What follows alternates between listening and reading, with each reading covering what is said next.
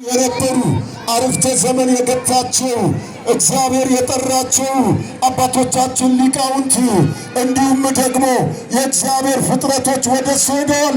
ይህንን የመገለጥ ዘመን እንድናይ ያደረገን እግዚአብሔር አረ ስሙ የተመሰገነውን አመስግኑት። በድንግል ማርያም ይገባዋል። የሚመግበን እሱ ነው። ወጥተን እንድንገባ የሚያደርገን እሱ ነው። ይሄ ምክንያት ስለገባን ነው።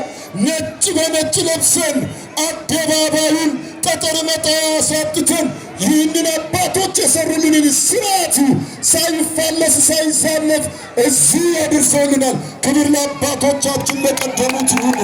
በደሙ የተገዛን ስሙ የተመሰገነ ይሁን። ስለዚህ ምእመናን ሆይ የእግዚአብሔር ልጅ ተገለጠ ነው የሚለው።